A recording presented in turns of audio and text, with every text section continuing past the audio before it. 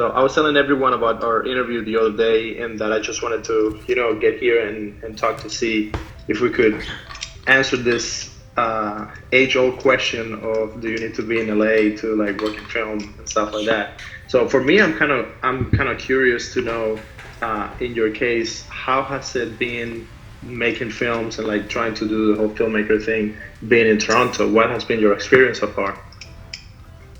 It's been great so far.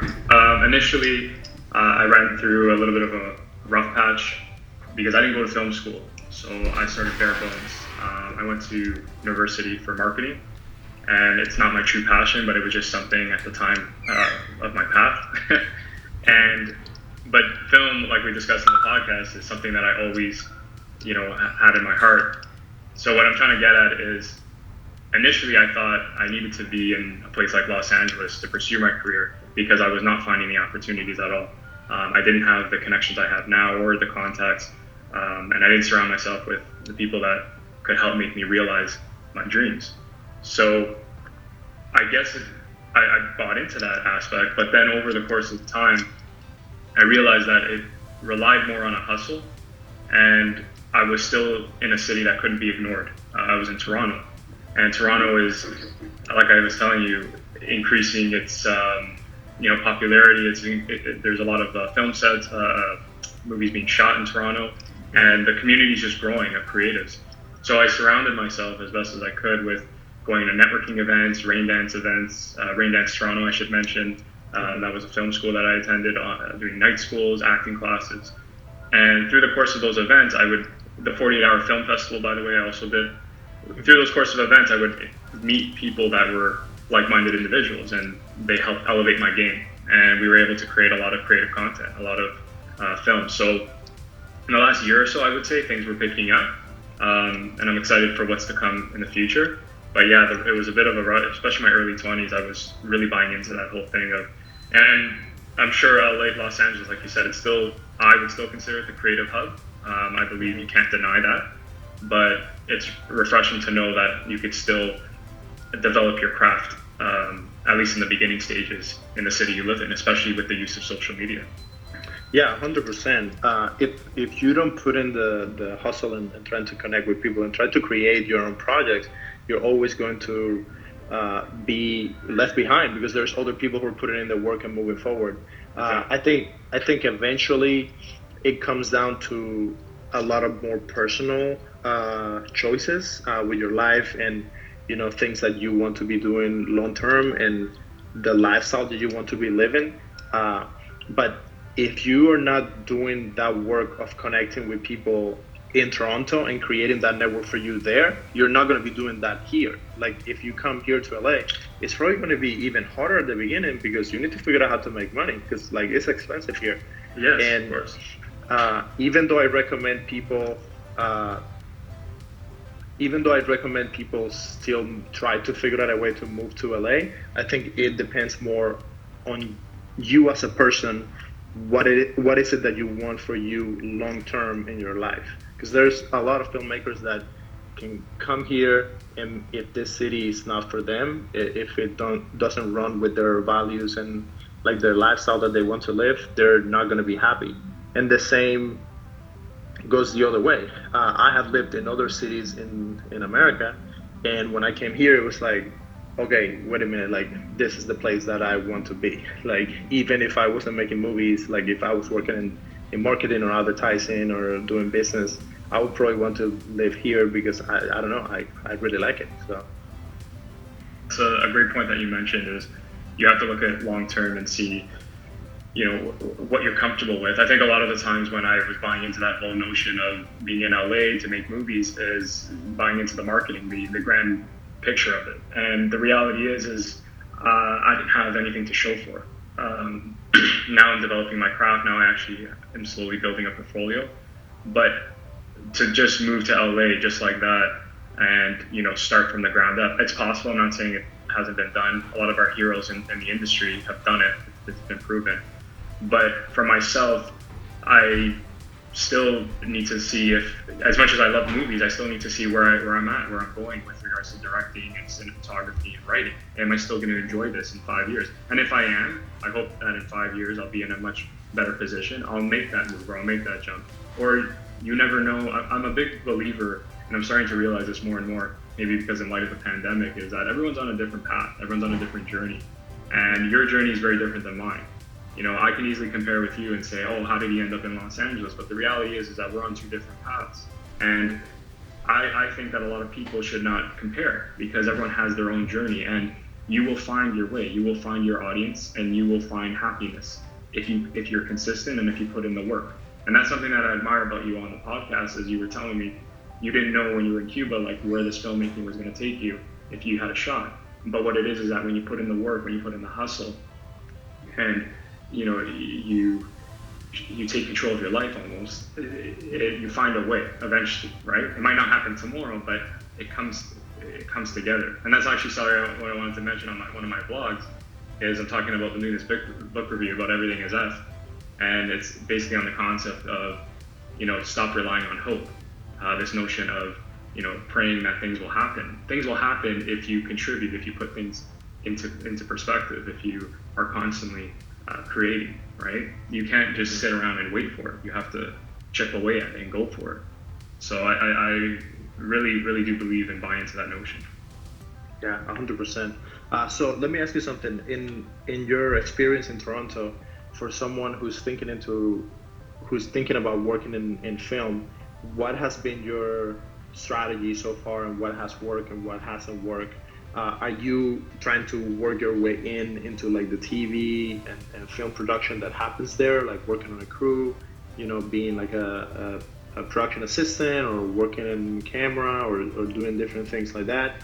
Or are you staying as a freelance filmmaker and like putting together your own projects, doing some like corporate work here and there to pay the bills, and then trying to put together your own films? And I know you have a new short film that is doing the festival run right now. How has that worked for you? Regarding strategy, basically that was my strategy when I first wanted to enter the film industry. I shadowed a director. He brought me around, I remember, over the course of the year, and I actually shadowed a short film with Tory Lanez, the rapper, was the star of it. And that was like my first kind of interaction with, you know, just how a set was run, my place as a production assistant. And I got my experience there. And then what I realized is, as much as I wanted to shadow on set and, you know, be involved, because I would apply for like background acting. I also signed up for a modeling agency to kind of get myself, and I still am currently with an agency right now. I have a contract. Given with the pandemic, nothing seems to happen, but I was trying to use that as a way as a creative outlet, really, to get into productions and see how things are run, but also for myself to get that exposure. But the reason why I'm doing freelance videography and why I'm tackling more creative personal projects like short films and eventually feature films is because I realized that's what I really want to do. And if I go all in, as I tell my buddies, if I just go for it, it's the only way I'm going to learn is to get your hands dirty, right? And I'm sure you could say the same thing, is you could just talk about being a director all you want and working as a videographer, freelance or corporate. But if you don't go for it and really see how it's like dealing with the actors, dealing with the lighting, the sound, you'll never understand that experience. You'll never understand that craft. But in regards to the reason why I started 94 Productions, it's a production company that I started last year, is because exactly what you said. That's I wanted to contribute that talent. I was getting a lot of notice in my community in Toronto about my videography. They said I have a very good eye, and my choice of music and my editing. So a lot of clients, obviously because of the pandemic, stopped a lot of things, but there's a lot of clients looming where they need a promo video for maybe a tattoo shop or a real estate video to do a walkthrough. And it's a lot of fun because I'm able to contribute my creativity. I'm able to help them, increase their awareness for their brand. And I also give them my awareness with regards to my marketing background, my education. But I'm also able to use it as a way. My whole thing was doing what you love and getting paid for. Because I worked in corporate, I worked sales jobs, I worked all kinds of different consulting work and odd jobs, I should mention. And I was never really truly happy. So I gave it a shot, and I said, what if I use my talent towards helping other people's brands and elevating it? And this is why I started 94 Production. So I guess what you could say my strategy is it's a mixture of a bunch of things. It's primarily though to use my talent, but also use these connections and these clients as a way to develop my craft and make it a mutual experience, for myself and for them. And then use that. Yeah, as I do more and more. I guess what I'm trying to get at is the best way to get better at directing and making films is to constantly be doing it. So if I can associate myself, whether it's corporate videos, whether it's freelance, or whether it's shadowing on set, I'll take whatever, And right now it seems all over the place, but I like it. It's being busy is good, right? So Yeah, 100%. Well, I think that starting out that strategy is definitely something that I did the same. One thing that I would recommend is that as this year keeps evolving and we see what happens with the industry and all that, try to figure out ways of how to get yourself inserted also into the film and TV production side of things, separate from your production company where you do corporate work and when you're like making basically like a content agency and you're creating those things. Because something that I realized, I was growing my company as that too, hoping that eventually I'm going to transition, right? Like I'm going to make all these videos, commercials and all this, and then I'm going to transition into film. And then what I realized is that the way things work in the film industry and the connections that you're going to have are completely different. It's like two separate industries. They both have cameras and we both produce things that go on screens, but the way projects are made, the way people get hired, the hierarchy of different levels, different departments, all of that is so different and so foreign one to the other that I would just recommend be mindful about that. And as you create your company that creates all this content and you're making money and you're making connections, also try to figure out how can you work on set on an actual like film or TV series, because I have learned so much about that other side of things after I started actually working on those projects. Because like I went to film school and I have my production company, but dude, it's like night and day when you work in an actual production office. The way things are done, the way the schedules work, all the different departments, it's insane the amount of people that work in there. And all of those people stay working together because it's such a close knit, because it's really specific. So that's something that I would recommend that I have learned in the last like 3 years. I made that transition and it has worked for me. that's great advice. Thank you, Axel. And that's why I mentioned that modeling agency. Is before I started any of this, I realized that I wanted to get some sort of exposure, and I signed up for that agency right before literally the pandemic happened. When the pandemic happened, everything went on hold. But that is the intention: is when things get back to normal, it's an acting model thing. So they would use me as a way to like be on set, and I'm also like with background acting. I guess the connections I meet along the way too. They also have other projects maybe, and I think I might know a friend that is in the Directors Guild. So I'm just saying I take your advice with full consideration. That's something to definitely have to night and day, like you said. I can only imagine because indie filmmaking compared to being on a professional set and just seeing how things are run. I remember you telling me on the podcast that just seeing Helen Hunt be set up for her scene and how the director was interacting. Like you learn a lot, right? And you use that for your project. Yeah. So tell me about the short film that you are promoting right now. Tell me a little bit about the story so that people who are listening in can know a little bit more about your work. There's two. One is called Beautiful. That one I mentioned to you. It got picked up at a small festival called One Reeler, and it's in Los Angeles. And it was something I wanted to do for a long time. And Originally, I did it with the brother of the star, who's my friend, and it's a soccer video basically to express their passion for the game. And originally, I did it just. The first film was just visual. It was just them kicking around a ball. He was kicking around a ball, and the music kind of dictated the story. But with his brother, the one called Beautiful that got picked up at the festival, I wanted to step it up a bit. And I always enjoyed voiceover, and I always enjoyed those Nike, Adidas kind of promotions, where they're playing the sport, but they're talking about what it means to them and what drives them, what motivates them, and I kind of wanted to go for that same spirit. So with that film, it was a lot of fun, and I'm happy that I did it because it was during the pandemic. It was, we were shut down. I'm sure you know how it was like. I can only imagine California. Yeah. And We're still shut down. Yeah, you were still shut down. Wow. Yeah. We just got lifted just a bit. I'm not keeping up with California that much, but I know it's been hit really hard.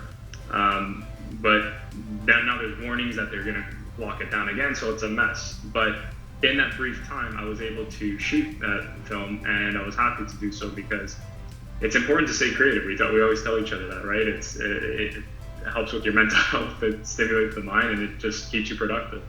And then my next film that I did in that window that we opened was one that I was planning for a year with two other people, Kosa Akaraway and Danny Mariathis. They are the writers on that film. It's called Cracked, and that basically explores mental health, but more specifically mental health of young men and how it's kind of ignored.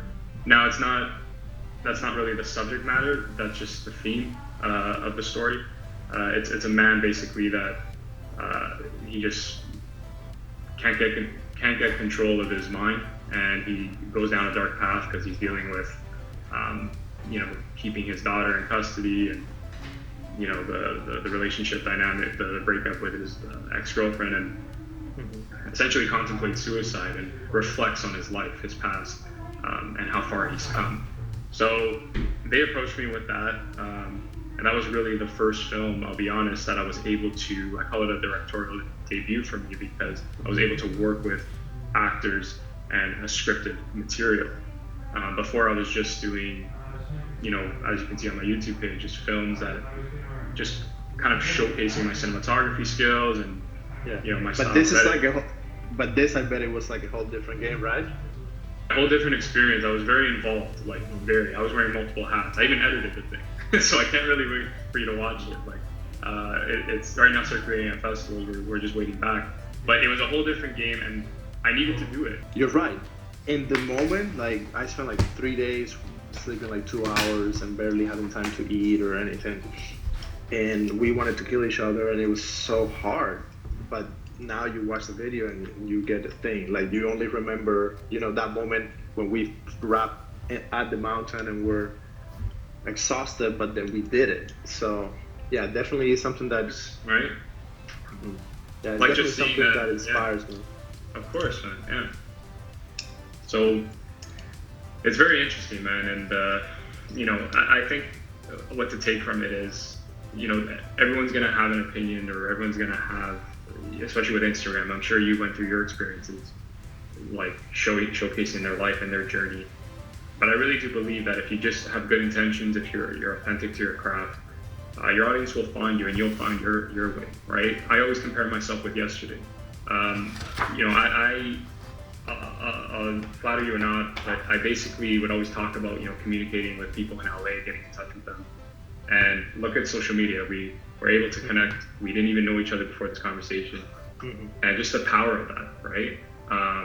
I honestly thought that there would be a time when I would go to LA and connect with people, but the fact that I would do it beforehand, it's you got to look at those things. You got to look at the small steps. You can't look at the big wins. Why am I not famous yet? It doesn't work like that. You have to. Yeah, it doesn't. One brick at a time, man. Yeah, and the big successful people that I have met and been able to work with, when you actually sit down to talk with them about it, they have been doing things for 15, 20 years. And the other famous people that they know, they were buddies in college when they were nobody, and they were kicking around and doing little projects for fun, and now they're doing this. So it's that mix of being open, putting yourself out there, connecting with people, and also understanding that it's a long process. You're building a career, It's not something that is going to happen like all of a sudden. So I'm really excited that we talked, and I'm happy for you, for your film, and for everything that's going to happen. Keep doing what you're doing. That's exactly what you should be doing, is focus on the things that you're focusing on, and things are going to keep happening for you if you keep putting good energy out there and keep making projects that matter to you. So thank you so much for joining on the interview, Daniel, and hopefully we get to meet in person someday. Either I go to Toronto or you come here to LA. Exactly. And like I mentioned, hopefully we can collaborate and show the world, what we can contribute. All right. Sounds good, man. Well, thank you guys for watching, and hopefully this was a good conversation. We'll keep coming with more of this. So take care.